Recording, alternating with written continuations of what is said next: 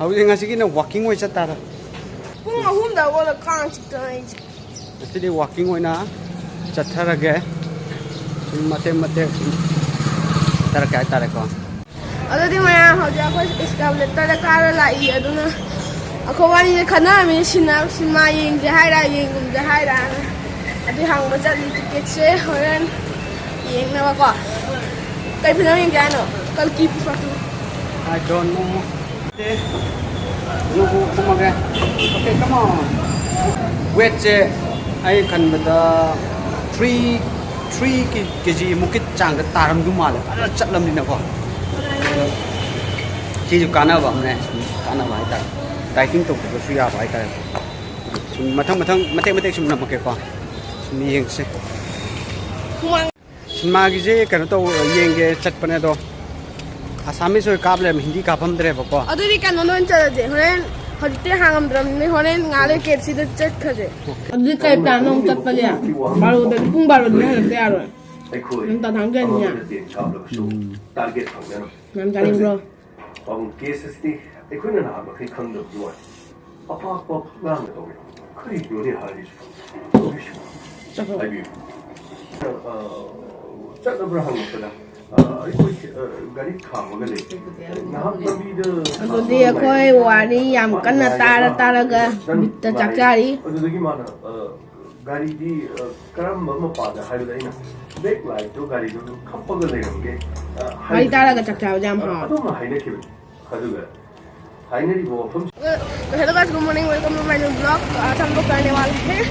Park पे going हम लोग अभी पार्क पे जा रहे हैं। अभी आप सीनरी देखिए, हम लोग अपना रास्ता कंप्लीट करता है। मनिंग mamang ko laroy maning dong ulaga किधर प्ले हो रहा है जो मामा यार हम जा रहा no को मात्र पर काम काम ko park ta काफी ki park ta sung saluge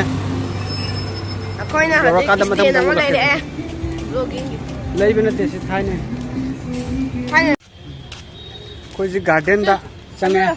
कोई लोग कोई garden change हाँ ना फॉर्म में जा रहा हूँ ठीक ngakang phom ji gyan tan si tong bai di charge lo bro ना वे लोग पचामा अब 10 years अब पचामा हम आए ha na te hai over na हाय वो सीधे ही जा इसके लिए अलग अलग टिकट करना पड़ेगा क्या कितना है अरे ठीक है फौजी आ रहा है अरे ऐसी के लोग तो उनको पता नहीं है हाँ 10 years अब तो जा रहा हमें भाई तू जेब हुजिकती आ गयो sam sai ba ngatang machi ngatang pham je rest log je ko 5 minutes kuma 10 minutes kuma ngatang pham adun urum da pham je ba nung sa sai ba kara da du sari du kitang kano set wa ba jaga am da pham 공랑 막하다 봅니다 makada adu su ya 공랑 막하다 보면 numi chibu oh numi chibu oh sit pham scenery je adum adum phaje ba ko loina ba photo ka ko palo ya ado saksina photo ka phaje tal la su memory na ba su video nam da rai tar photo de pura fail ore 멤버들 aduga hoje ai mamang da ulake ba ko sigi bamboo tanen ha ga dra si je yam post ai sida adum film pam jaba ha ga dra dance kumba pam jaba kambu reels kumba pam jaba kambu sa dum number ai ko yam post ai si je yeng ba da hai ta ko wa ngai je hoi ba wa star post wa je masam sa am pa je ai ta 멤버들은 ngai bro ngay kem thi ngai ba ngay đó đúng children play get number 1 get number 2 central plaza arbitrum yoga front nó ngay besi dan nanti kai da amado city mart Inte. which one amado amo ba kai no I don't shopping shopping gi ai foto ada ni ngay okay let's try will ngay ba ngay tới cái am ni ngay nang aroi bin ngai ba do yo ra hả đâu đó hauji mate oi tor ko ani ko khoi ge ba chi park kia chai tar sida joma sapam lai ne somna kan ba chi kia đó बार खींचा जंगांग जो मैं हम सानरी ऐसे सिपाक से photo shoot तौनिंग बकांबू से लोग तौ जाए ai cao ra sẽ देखिए रील्स dịch नमी dịch बा cao ra कार नहीं đây nhỉ सिना अंगांग के सानबम नि को ở đây काखलो lắm cái phần ngoài फंग ना बतो कदरो के मा जुक साना के ना हाय रे साना ले ngắm nó con ngắm nó nếu mà cao trùng ra của đi chi đấy ta pa cả không hay sao mình nuôi mình thôi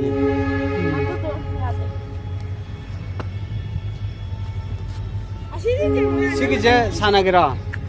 Sige kakala ka to ke to lon. Ra. Kakalo ne. Sana kan. Sana kan kakalo. Kakalo to kakala to. Sile karo. Si kabam mi steer le. Sana pe lo shure. Karo karo. Karo ka sana kan thau do. Ko ko. Ngau quá. Asi đâu ra si. Ba tin thôi ba. Sa to thieng. Okay. संगा मुझे सागला अरे बाबू हमारे साथ खेल कर सकता है ना चल पूरा दूंगा उंगाई उंगाई अरे जो उंगाई तो अरे नहीं तो करो ai tối cả nào uống con ngao bị khung mi có thể chơi nè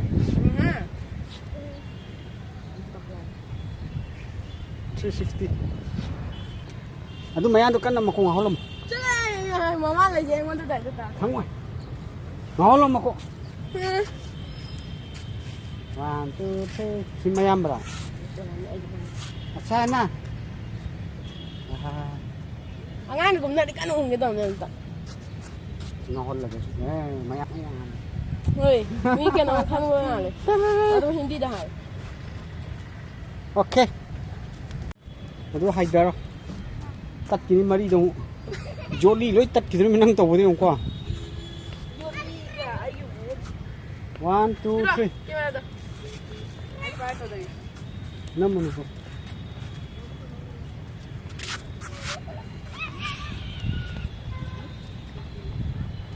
बित्तो कोई ब्लॉगर वाह क्या कपड़े आई तो गया आई तो गया इलो खड़ा कर सही तो गया से भाई से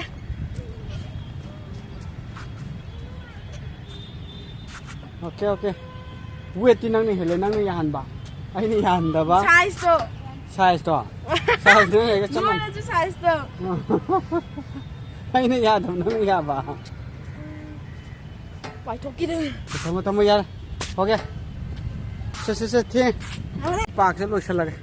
ngomdre humang sor tusan sa shopping om chak khai ke so urum da hapet le sing lai sira ma sing hang sing khorang aba thada thakche nasi na khara mu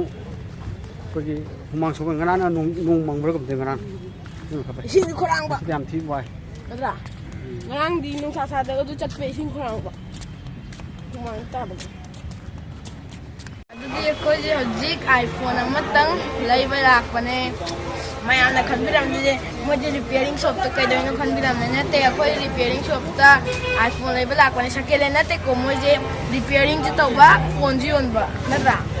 ꯑꯗꯨꯒꯤ ꯂꯩꯕ ꯂꯥꯛꯄꯅꯦ ꯃꯈꯥ ꯑꯃꯨꯛ ꯎꯠꯄꯤꯔꯛꯀꯦ ꯍꯧꯖꯤꯛꯀꯤꯗꯤ ꯍꯣꯔꯦꯟ ꯉꯥꯏꯍꯥꯛ ꯂꯩ ꯑꯃꯨꯛꯀ ꯁꯤꯃꯥꯌꯦꯡ ꯆꯠꯀꯅꯤ ꯑꯗꯨꯗ ꯑꯃꯨꯛ ꯄꯥꯎ ꯐꯥꯎꯅꯔꯁꯤ ꯄꯣꯠ ꯆꯩ ꯈꯔ ꯂꯩꯕ ꯂꯥꯛꯄꯅꯦ ꯑꯗꯣ ꯍꯌꯦꯡꯁꯦ ꯊꯣꯛꯀꯗ꯭ꯔꯣꯕ ꯍꯥꯏꯇꯥꯔꯦꯀꯣ ꯑꯗꯨꯅ ꯑꯍꯣꯡ ꯑꯆꯥꯎ ꯁꯤꯡꯗꯤ ꯍꯥꯏꯇꯥꯔꯦ ꯌꯥꯝꯅꯗꯤ ꯄꯨꯊꯣꯛꯑꯔꯣꯏ ꯈꯔ ꯗꯔꯀꯥꯔ ꯑꯣꯏꯕ ꯌꯨꯝꯗ ꯗꯔꯀꯥꯔ ꯑꯣꯏꯒꯗꯕ ꯄꯣꯠ ꯆꯩꯁꯤꯡꯗꯣ ꯑꯩꯅ ꯂꯧꯕ ꯂꯥꯛꯄꯁꯦ ꯍꯧꯖꯤꯛ ꯁꯥꯕꯁꯦ ꯍꯧꯒꯠꯂꯦ ꯑꯗꯨꯅ ꯁꯤꯗꯩ ꯈꯤꯇꯪ ꯉꯟꯈꯠꯈ꯭ꯔꯒꯗꯤ ꯈꯤꯇꯪ ꯅꯨꯡꯉꯥꯏꯒꯗꯕꯅꯤꯀꯣ ꯁꯥꯒꯠꯂꯕꯅꯤꯅ ꯌꯥꯝ ꯅꯨꯡꯉꯥꯏꯇ꯭ꯔꯦ ꯆꯠꯊꯣꯛ ꯆꯠꯁꯤꯟ ꯁꯨꯃꯥꯏꯅ देखो कोई डीजे तरोगा ना सॉन्ग तुम थिंदर है जिरा क्वालिटी मत की जगह चावई को क्योंकि मैं चलाने का मन नहीं करता चिल्ले जोना रिमोट अठी तो इरो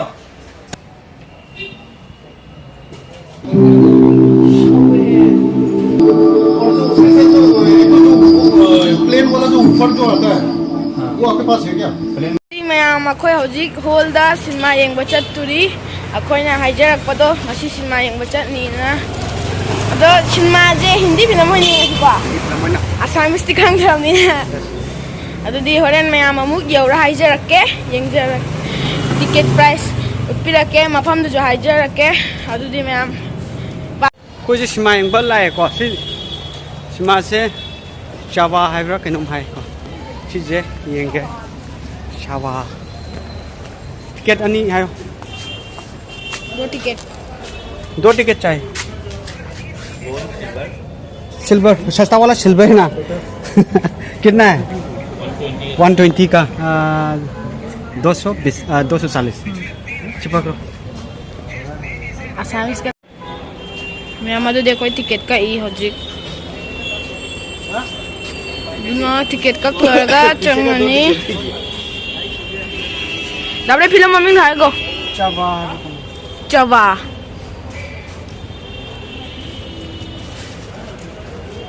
चावा हाँ चावा टिकट चेंग बिरम मैम हौकिक संगे फास्ट फूड ने हाय रे बको मथंग मथंग नंगनी है 7 दे हो चेक तो करवा वो मैम मिशन पास वाले चेक करो चेक करो कमरा बुद्धि है तो पर कई दो सांग है फास्ट फूड एंट्री है यही है ना फास्ट फूड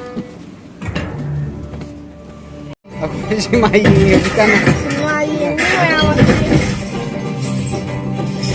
ये सांसें कैसा मारे नहीं तू थी हाथ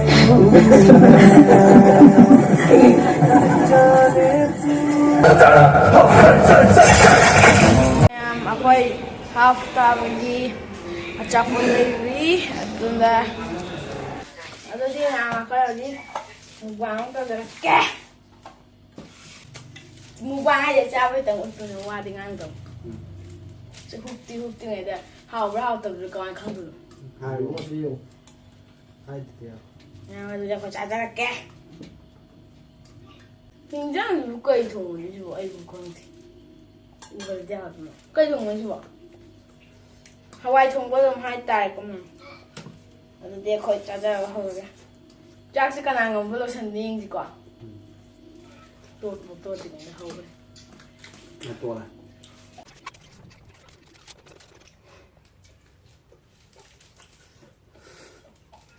ăn cái hùng tô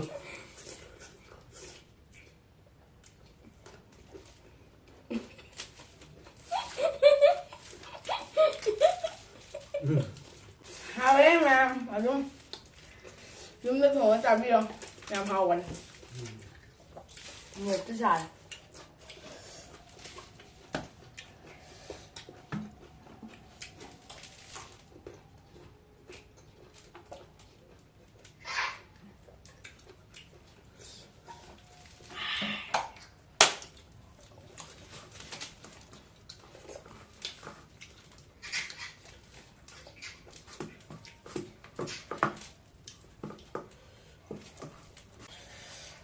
lu ka nang riêng si bất recordingใน YouTube เป็นทางก็เอ้ยเพียได้เลยอ๋อโอ้จ้าจ้าว่าอาทิตย์ตัวเองก็ว่าง่ายอ่ะแต่น้องตกแต่วันนี้จ้าไอ้เลยคุยจ้า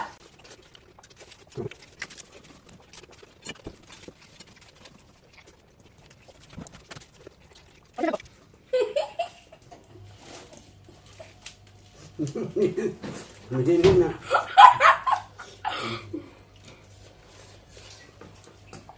มันแบบก็เอาชิมก่อนดูเลยว่ะนี่จำปาที่ชุ่มแดง là ไอ้ที่จำปาชุ่มมาใส่เนี่ยถ่ายได้ดี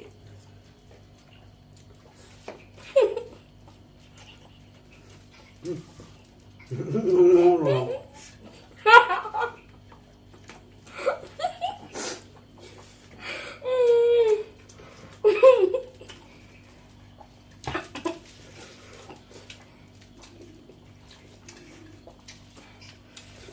na nagkakil ah? Awin.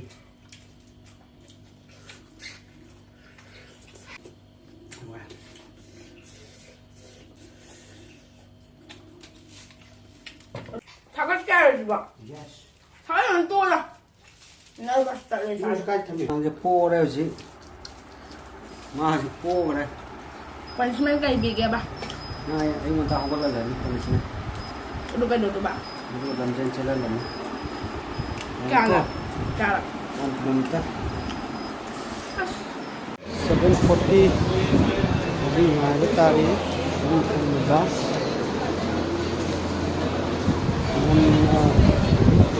Okay, bagi. Kalau hai ta. Tanya sih. Akan tahu ya cara. Number 9 bestseller sih.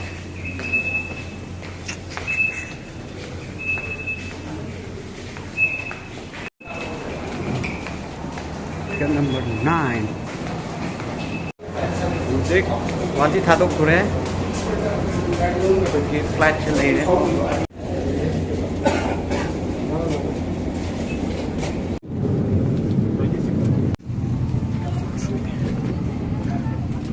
33, okay. 33 is there.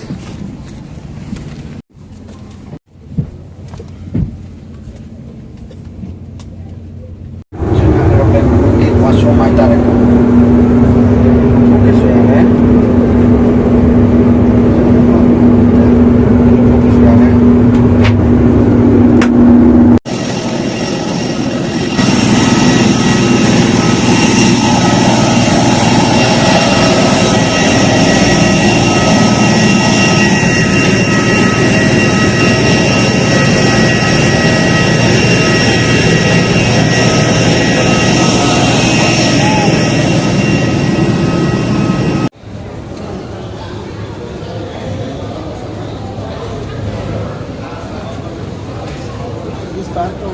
जो दरबार जाना था जाना है